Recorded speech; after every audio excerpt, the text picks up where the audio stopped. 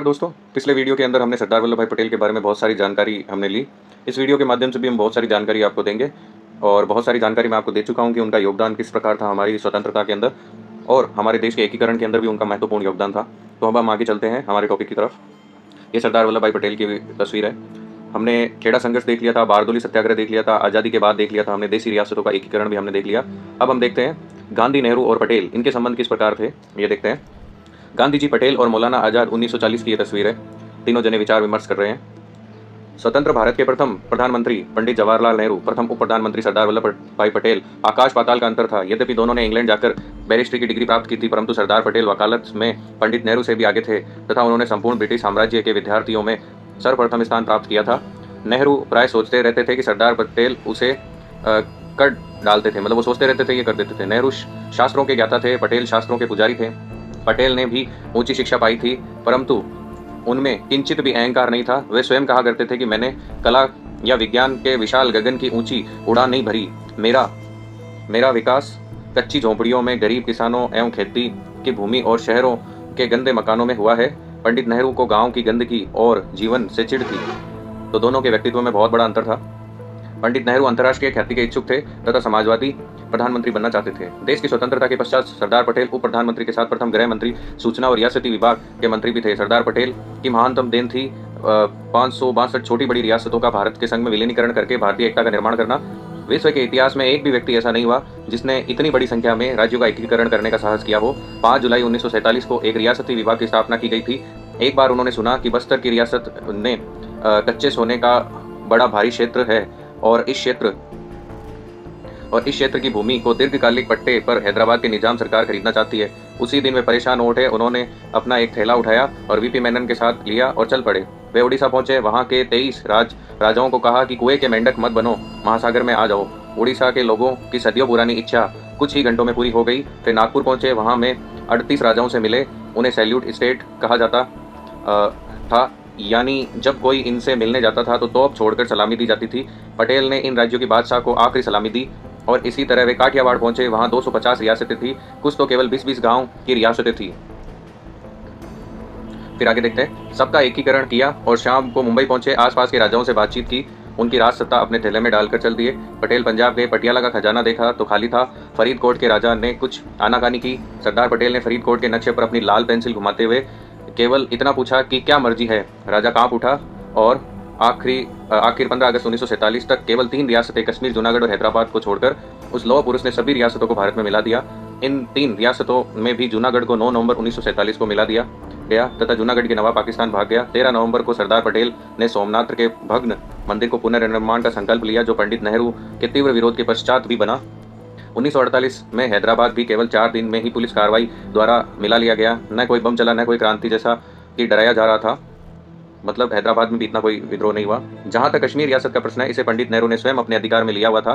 परंतु यह सत्य है कि सरदार पटेल कश्मीर में जनमत संग्रह और कश्मीर के मुद्दे को संयुक्त राष्ट्र में ले जाने पर बेहद क्षुब्ध थे। निसंदेह सरदार पटेल द्वारा 562 रियासतों का एकीकरण विश्व इतिहास में एक आश्चर्य था। भारत की यह रक्तहीन क्रांति थी। महात्मा गांधी ने सरदार पटेल को इन रियासतों के बारे में लिखा, रियासतों की समस्या इतनी जटिल थी जिसे केवल तुम ही हल कर सकते थे। ये महात्मा गांधी ने लिखा था।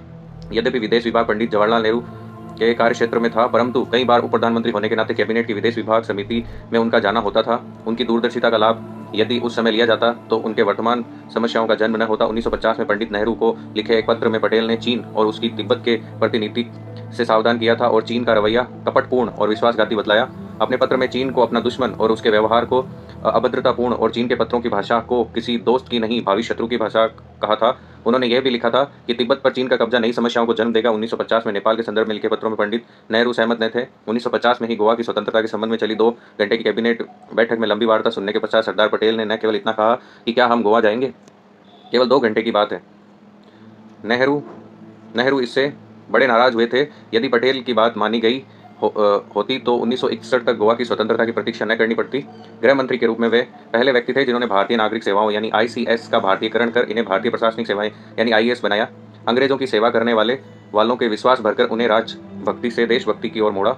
यदि सरदार पटेल कुछ वर्ष जीवित रहते तो संभवतः नौकरशाही का पूर्ण कायाकल्प हो जाता। आगे देखते हैं इनके बारे में। सरदार पटेल जहां पाकिस्तान की छद्म एवं चालाकीपूर्ण चालों से सतर्क थे, वहीं देश में विघटनकारी तत्वों से भी सावधान रहते थे। विशेषकर वे भारत में मुस्लिम लीग और कम्युनिस्टों के विभेदकारी तथा रूस के प्रति उनकी भक्ति से सजग थे। अनेक विद्वानों का कथन है कि सरदार पटेल बिस्मार्क की तरह थे, लेकिन लंदन के टाइम्स ने लिखा, बिस्मार्क की सफलताएं पटेल के सामने महत्वहीन रह जाती है। यदि पटेल के कहने पर चलते तो कश्मीर, चीन, तिब्बत व नेपाल के हालात आज जैसे न होते। पटेल सही मायनों में मनु के शासन की कल्पना थे। उनमें कौटिल्य की कूटनीतिज्ञता तथा महाराज शिवाजी की दूरदर्शिता थी। वे केवल सरदार ही नहीं बल्कि भारतीयों के हृदय के सरदार थे।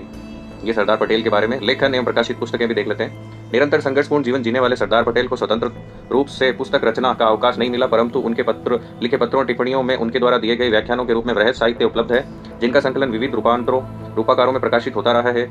इनमें सर्वाधिक महत्वपूर्ण तो सरदार पटेल के वे पत्र हैं जो स्वतंत्रता संग्राम के संदर्भ में दस्तावेज महत्व रखते हैं। 1945 से 1950 की समयावधि के इन पत्रों का सर्वप्रथम दुर्गादास ने संपादन किया। अंग्रेजी में नवजीवन प्रकाशन मंदिर में 10 खंडों में प्रकाशन हुआ और इस वृहद संकलन से चुने हुए पत्र व्यवहारों का वी शंकर संपादन में 2 खंडों में भी प्रकाशन हुआ, जिनका हिंदी अनुवाद भी प्रकाशित किया गया। इन संकलनों में केवल सरदार पटेल के पत्र न होकर उन संदर्भों में लिखे गए अन्य व्यक्तियों से महत्वपूर्ण पत्र भी संकलित है। विभिन्न विषयों में केंद्रित उनके विभिन्न रूपेण लिखित साहित्य को संकलित कर अनेक पुस्तकें भी तैयार की गई और उनके समग्र संबंध साहित्य का विवरण इस प्रकार है। उनका जो साहित्य था उसका विवरण देखते हैं। हिंदी में देखते हैं। ये प्रतिमा है एकता की प्रतिमा, स्टैच्यू ऑफ यूनिटी, दुनिया की सबसे ऊंची प्रतिमा है जो सरदार पटेल के लिए बनाई गई है, मतलब उनको सम्मान देने के लिए बनाई गई है, गुजरात के नर्मदा जिले में। तो देखते हैं आगे। सरदार पटेल चुना हुआ पत्र व्यवहार 1945 से 50 2 खंडों में संपादक वी शंकर, प्रथम संस्करण 1976 नवजीवन प्रकाशन मंदिर अहमदाबाद। सरदार श्री विशिष्ट अनोखे पत्र, ये भी 2 खंडों में है, 1918 से लेकर 1950 तक है। भारत विभाजन ये भी है और गांधी नेहरू सुभाष ये भी लिखा हुआ है। आर्थिक एवं विदेश नीति, मुसलमान एवं शरणार्थी, कश्मीर एवं हैदराबाद अंग्रेजी में लिखे हुए हैं। उनमें है सरदार पटेल कॉरेस्पॉन्डेंस, ये 1945 to 50 और इसमें 10 वॉल्यूम्स है, एडिक्टेड बाय दुर्गादास। और इसमें लिखा हुआ the collected work of the Sardar Vallabhbhai Patel, ये भी पुस्तक लिखी हुई है PN चोपड़ा की और प्रभा चोपड़ा की। अब आगे देखते हैं। पटेल का सम्मान, ये देखिए आप, सरदार पटेल राष्ट्रीय स्मारक का मुख्य कक्ष है, ये बनाया हुआ है। यहाँ सरदार पटेल के बारे में काफी नॉलेज इसमें है। अब आगे देखते हैं। अहमदाबाद के हवाई अड्डे का नामकरण सरदार वल्लभ भाई पटेल अंतर्राष्ट्रीय विमान क्षेत्र रखा गया।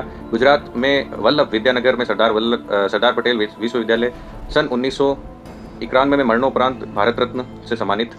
अन्य स्थान है सरदार वल्लभ पटेल स्मारक ट्रस्ट, सरदार वल्लभ भाई पटेल राष्ट्रीय स्मारक अहमदाबाद, और सरदार जी के नाम पे और भी है। सरदार सरोवर बांध गुजरात, सरदार पटेल पुलिस सुरक्षा एवं आपराधिक न्याय विश्वविद्यालय जोधपुर, ये भी उनके नाम पे। सरदार पटेल राष्ट्रीय पुलिस अकादमी हैदराबाद, सरदार वल्लभ भाई पटेल पुलिस संग्रहालय कोलम, और सरदार वल्लभ भाई पटेल कृषि एवं प्रौद्योगिकी विश्वविद्यालय, सरदार वल्लभ भाई राष्ट्रीय प्रौद्योगिकी संस्थान सूरत, सरदार पटेल प्रौद्योगिकी संस्थान वसाड, सरदार पटेल प्रौद्योगिकी संस्थान मुंबई, सरदार पटेल इंजीनियरिंग कॉलेज मुंबई, सरदार पटेल विद्यालय नई दिल्ली, सरदार वल्लभ भाई पटेल चौक उत्तर प्रदेश के प्रतापगढ़ जिले में कटरा गुलाब सिंह में, सरदार पटेल स्टेडियम, सरदार वल्लभ भाई पटेल स्टेडियम अहमदाबाद, और वल्लभ भाई पटेल वक्फ संस्थान। स्टैच्यू ऑफ यूनिटी भी उनके सम्मान में बनाया हुआ है। स्टैच्यू ऑफ यूनिटी इसकी ऊंचाई 240 मीटर है और इसमें से 58 मीटर का आधार है। मूर्ति की ऊंचाई 182 मीटर है जो स्टैच्यू ऑफ लिबर्टी से लगभग 2 गुनी ऊंची है। 31 अक्टूबर 2013 को सरदार वल्लभ भाई पटेल की 137वीं जयंती के मौके पर गुजरात के तत्कालीन मुख्यमंत्री नरेंद्र मोदी ने गुजरात के नर्मदा जिले में वल्लभ भाई पटेल के एक